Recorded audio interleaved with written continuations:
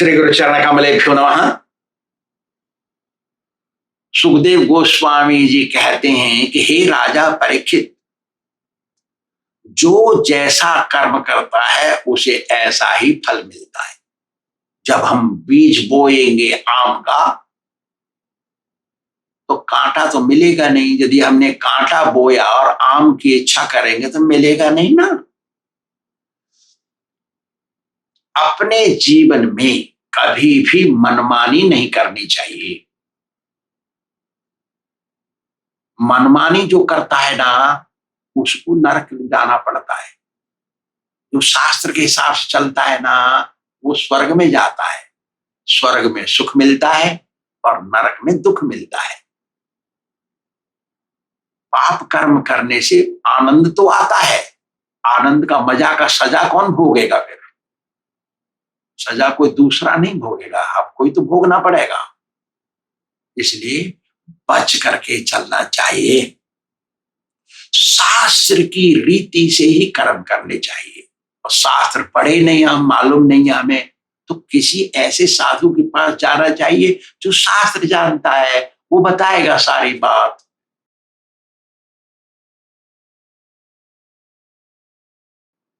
क्यों भोगे मरण के बाद कष्ट? और कोई सोचता है मरण के बाद कौन देखता है क्या होता है? गलत बात है। ऐसा विचार मूर्खों का होता है। ये नहीं समझना चाहिए कि हम अनपढ़ हैं या थोड़े कम पढ़े हैं इसलिए हम मूर्ख हैं, जो पढ़े लिखे हैं वही विद्वान है। नहीं नहीं, जो मनमानी करता है और कहता है कि कौन सोचता है क्या होगा मरने के बाद, यही बड़े मूर्ख हैं। क्योंकि उनको पता है क्यों यहां पर और वहां पर विधाता के नियम चलते हैं। देखिए यहां पे कैसे चलते हैं, हमारी भी नहीं चलती, यहां पे जिंदे में भी नहीं चलती हमारी। हम नहीं चाहते हमको कष्ट मिले, क्यों हो जाता है कष्ट? हम चाहते हमको सुख ही सुख मिले, क्यों नहीं मिलता हर समय सुख? क्यों हो जाता मेंटल टेंशन? क्यों हो जाते लड़ाई झगड़ा? क्यों हो जाता बुराई? कारण क्या है? हमारी नहीं चलती है ना, चलती उसकी है। उन्होंने लिख दिया इसको दुख मिलना चाहिए आज, उसमें एक झापड़ पड़ना चाहिए। कैसे मिल जाएगा लड्डू? भैया हमको लड्डू दे दे, हम नहीं चाहिए झापड़। फिर हमने गलती तो वो बेटा का झापड़, क्या करेगा? इसलिए विधाता के रूल यहां पर और मरने के बाद दोनों जगह चलते, हमारी कहीं नहीं चलती। सुखदेव गोस्वामी जी कहते हैं, अरे परीक्षित, जो आदमी दूसरे प्राणियों की हिंसा करता है वो आदमी मरने के बाद अंधकूप नरक में डाला जाता है। नरक का नाम है अंधकूप, वहां डालते हैं इसको। अंधेरा होता है उसमें, और जिन जिनों को मार दिया, यहां सताया उसने, वही आके उसको काटते हैं, टुकड़े कर करके चीरते हैं उसके। कितना दुख पाता होगा वो। वहां पर बचाने वाला कोई नहीं है। अंधकूप है ना वो, अंधा कुआ, कहां से निकलेगा? वहां से वहीं तो पड़ा रहेगा वो।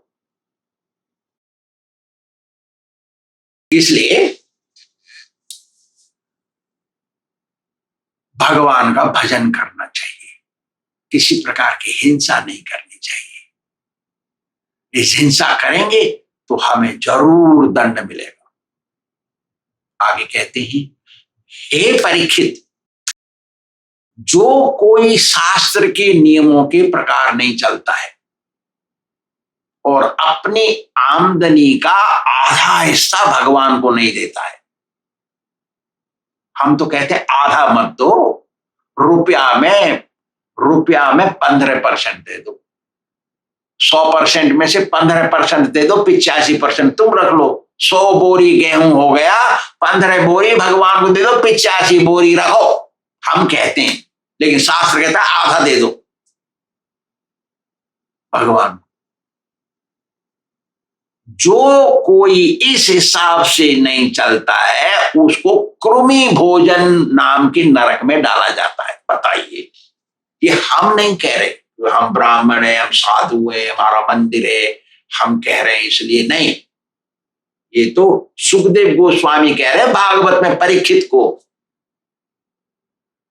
कि जो अपनी पूरी कमाई का आधा 50% नहीं दे देता, हम कहते 15% दे दो, 15% क्या 2% भी नहीं देता कोई और देते हैं तो ऐसे को देते हैं जो खड़िया साधु हैं, पता नहीं चाय पीते हैं।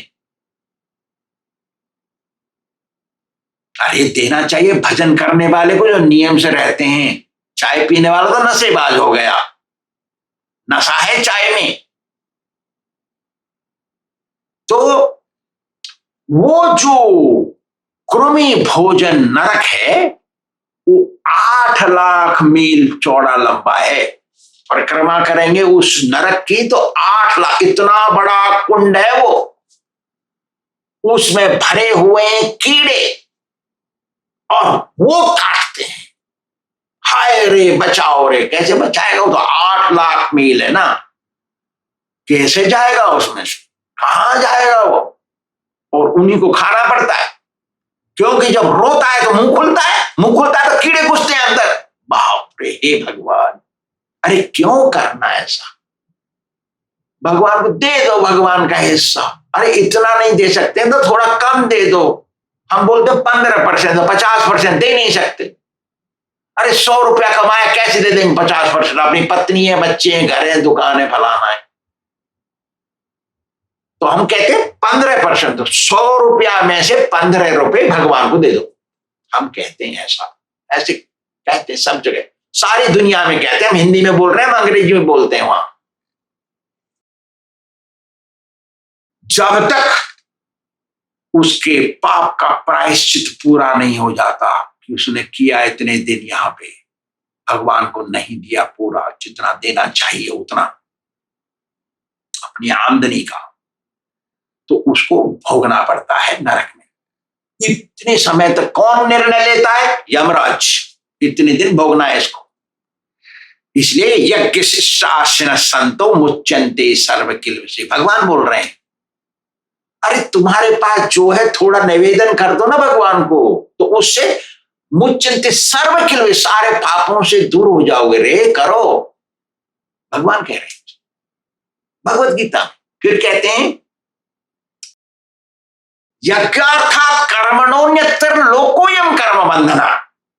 यदि भगवान को उसमें से कुछ नहीं दोगे तुम, भगवान के नाम के लिए दे दो, भगवान को नहीं दोगे तो तुम कर्म बंधन में फंसे रहोगे, दुख भोगना पड़ेगा। फिर आओगे यहां, फिर करोगे कर्म और फिर जाओगे वहां, फिर आओगे यहां, चलता रहेगा ये चक्र, नहीं छूटोगे। इसलिए भगवान को देना चाहिए। आगे कहते हैं हे राजन, आपत्ति का समय ना होने पर भी, कोई इमरजेंसी नहीं है, फिर भी अरे इमरजेंसी है, चलो धरती हिल गई या तूफान आ गया, सब कुछ उड़ गया, अब खाने को नहीं है, हम भूखे मर रहे हैं, गए ब्राह्मण के पास, थोड़ा ले आए लूट के, वो बात अलग। लेकिन कोई इमरजेंसी नहीं है, फिर भी ब्राह्मण का धन ले लिया। ब्राह्मण किसको कहते हैं? जो भगवान की सेवा में लगा रहता है, उसको ब्राह्मण कहते हैं। जो चाय बीड़ी तंबाकू गुटखा कभी नहीं खाता, कभी नहीं खाया, वही है असली ब्राह्मण। वो वैष्णव जो भजन करता है, ऐसे को देना, ऐसे से लेना नहीं चाहिए। भगवान ने कहा, ये श्रीमद् भागवत का श्लोक है, ये स्वदत्ताम परदत्तम वा ये हरंती ब्रह्मवृत्त। ब्रह्मवृत्ति माना ब्राह्मण का धन, असली ब्राह्मण का धन। जो कोई चोरी करता पीछे से ले लेता है, ये छुड़ा लेता है, या चोरी कर लेता है, या डकैती डाल के ले जाता है, या झूठ बोल के ले जाता है, पीछे से कर रहा है। 60 सहस्र वर्षाणी भिष्टाया जाए, 60,000 वर्ष तक नरक भोगेगा वो। कौन सा नरक?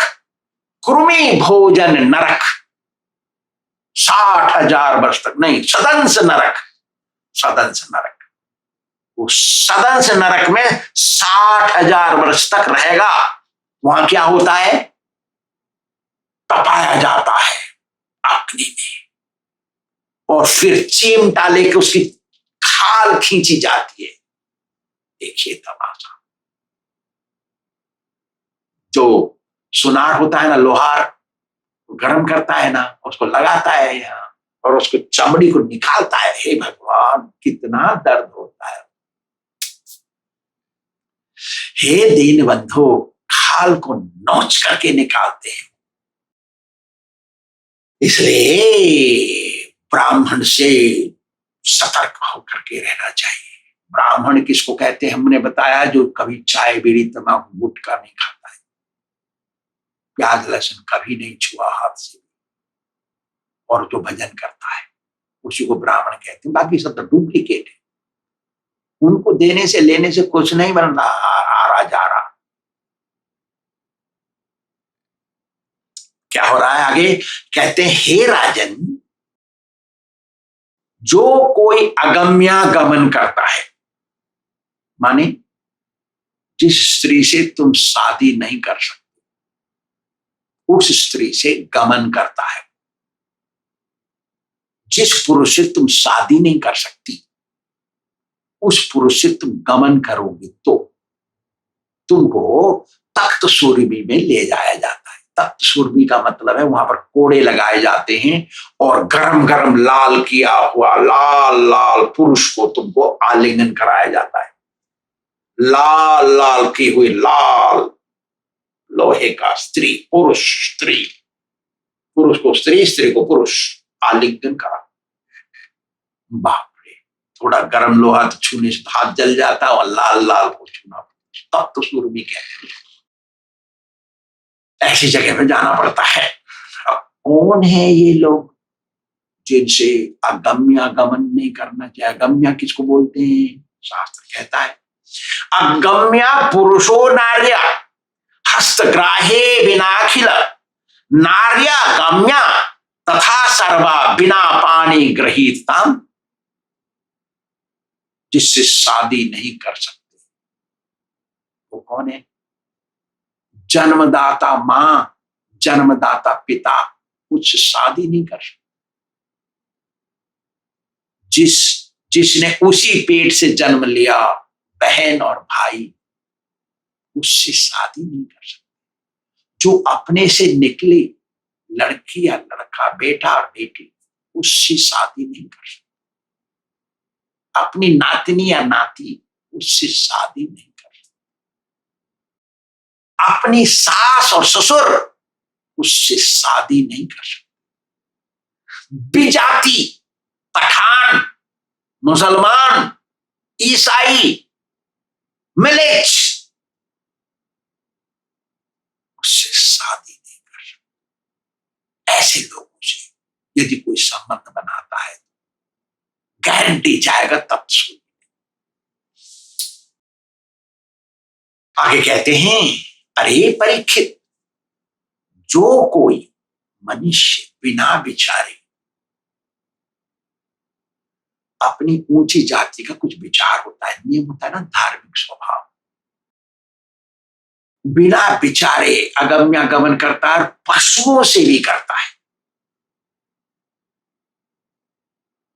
इतना बेशरम, उसको वज्रकंटक सालमली नरक ले जाया जाता है। वहां बहुत बड़ा साल्ब का पेड़ होता है, सैमर का पेड़, उसमें बड़े बड़े लोहे वज्र जैसे कांटे होते हैं। वो जैसे सर्प काटता है ना, जितना दर्द होता है उससे 1000 गुना दर्द होता है सालमली के कांटे से। कांटा गड़ गया तो बहुत दुखता है। जिसे बिच्छू काटता है ना, उससे भी ज्यादा होता है। बिच्छू खा रहे काटने वाला तो रोता है, इतना दर्द होता है उसमें। ऐसे व्यभिचारी को वज्रकंटक सालमली में, और फिर उसमें कोड़े लगाए जाते, चाड़े इसके ऊपर। कितने कोड़े खाएगा रे? वहां तो मरण है नहीं, सूक्ष्म शरीर मरता नहीं। कितने कोड़े खाएगा? तो चढ़ना पड़ता है, और चढ़ता है तो उसको घसीटते ऊपर से नीचे, तो वो कांटे कैसे खिसर खुरच जाता है। तेरे का दर्द होता है, रोता है। कौन सुनता है उसके रोना? कोई नहीं सुनता उसका रोना। वज्र के समान कांटे लगते हैं, और तब तक जब तक उसकी शुद्धि नहीं हो जाती पापों से, तब तक वो उसको खींचते रहते हैं, चढ़ाते रहते हैं। फिर आगे कहते हैं, हे राजन, जो कोई आदमी श्रेष्ठ कुल में तो जन्मा और अपने धार्मिक विचारों से नहीं रहा, उसका कुछ लिमिटेशन होता है, सीमा, उस अपनी सीमा में रहना चाहिए ना सबको। और वो कुत्ता पालता है घर में, या गधा रखता है बाहर, ऊंट पालता है वो, या जाता है शिकार खेलने, उसकी आदत अच्छी नहीं है, उसको मजा आता है किसी की हत्या करने में, ऐसा आदमी बैतरणी नदी में गिरता है। बैतरणी नदी, बैतरणी एक खाई होती, जैसे बड़े बड़े किलों में राजा महाराजा खाई बनाते हैं, उसमें पानी में भर देते हैं, ऐसे ही नरक के चारों तरफ है ये, बहुत चौड़ी है ये, इसको नदी है ये बैतरणी नदी, इसमें भरा हुआ है क्या? पखाना, पेशाब, खून, राद और फैट, हिंदी नहीं मालूम, और इस तरीके गंदे गंदे और थू खकार सब भरा है उसमें, और उसमें है मांस खाने वाले जानवर जो खींच खींच के खाते हैं, काटते हैं, वो आपस में खा रहे, वहां एक दूसरे को काटते खाते, इसमें फेंक देते हैं लेकर के ऐसे आदमी,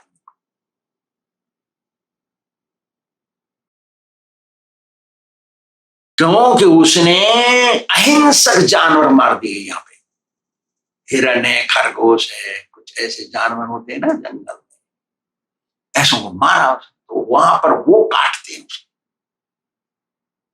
और वो चिल्लाता है, करेगा क्या? चिल्लाएगा, मुंह खुलेगा तो ये घुसते हैं अंदर। हे भगवान,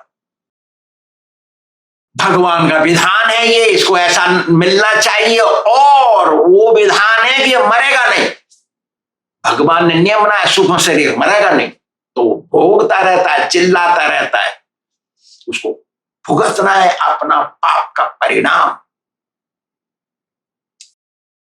बहुत जोर से चीखता है, रोता है, संतप्त होता है बड़ी बुरी तरीके से। हे भगवान,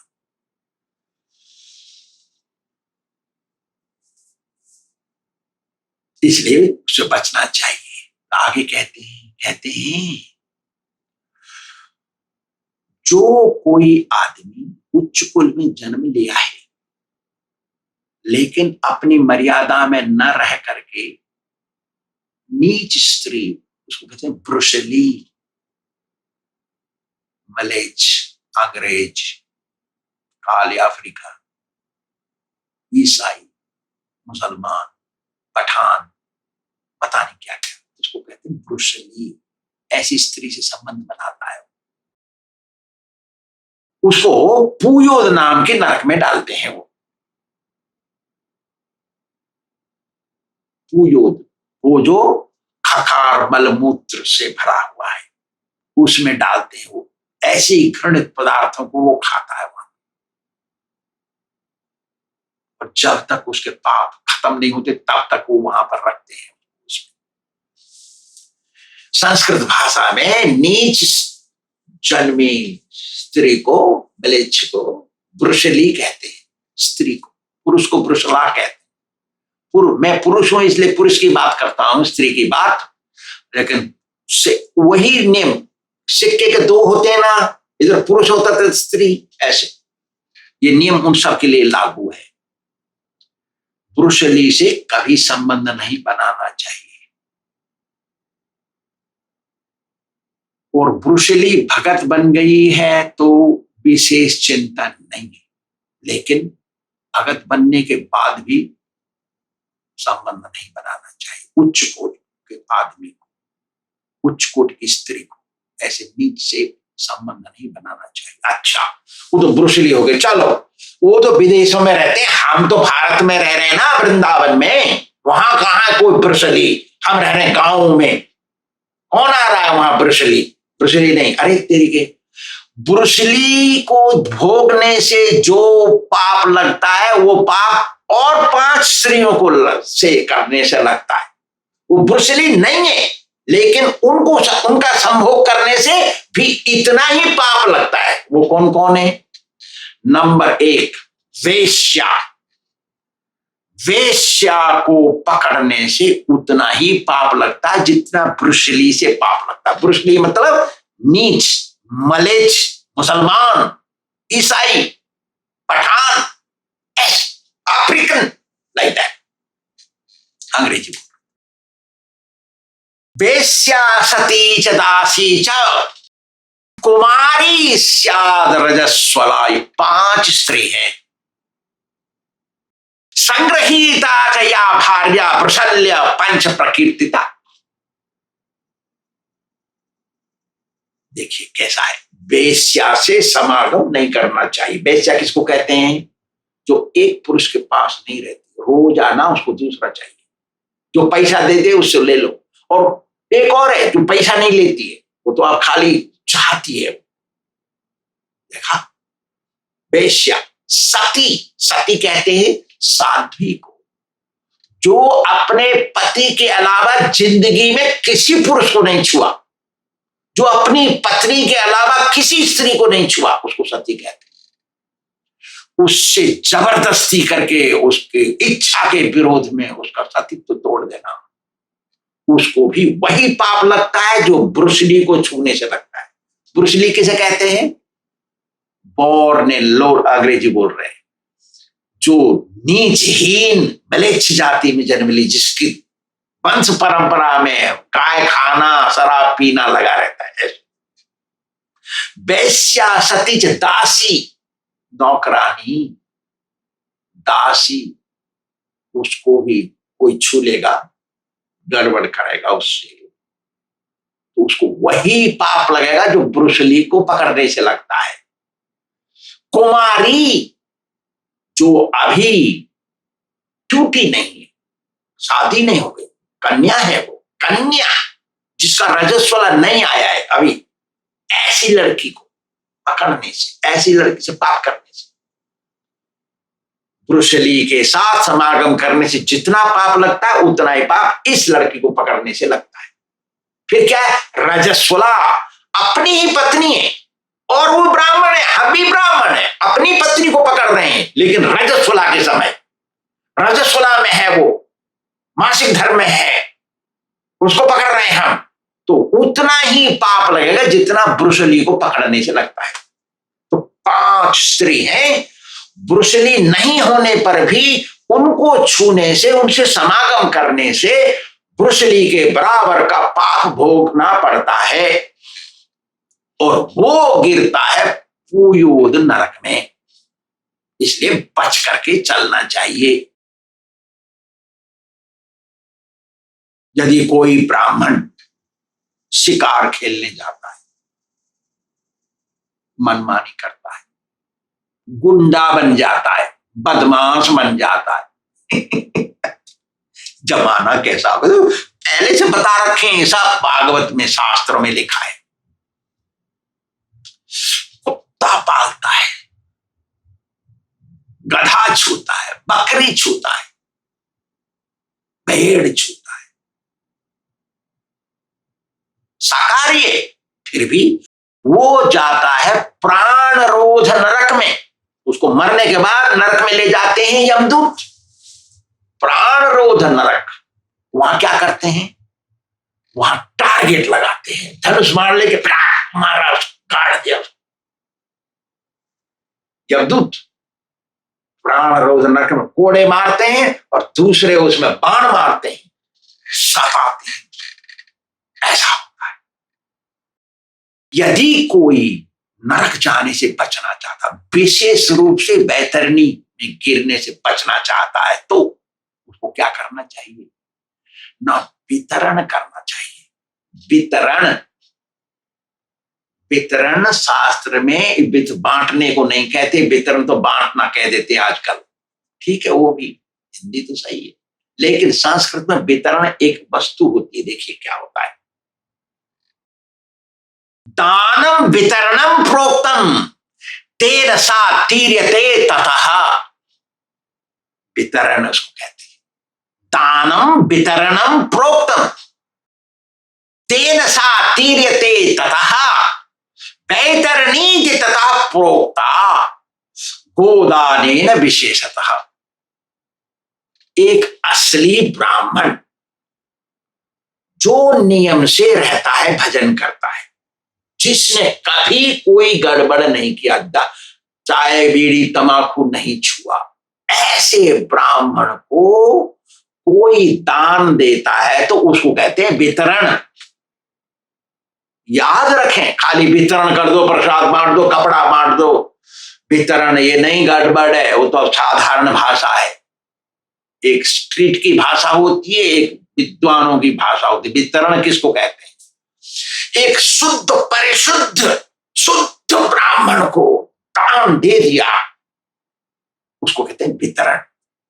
विशेष करके एक गाय, दूध देने वाली गाय, बछड़े बछिया को बच्चा के समेत दे दिया ब्राह्मण को, और गैया की देखभाल, खाना पीना, दवाई, घटा भला दिमाग सब दिया, रखवाला सब समेत दिया।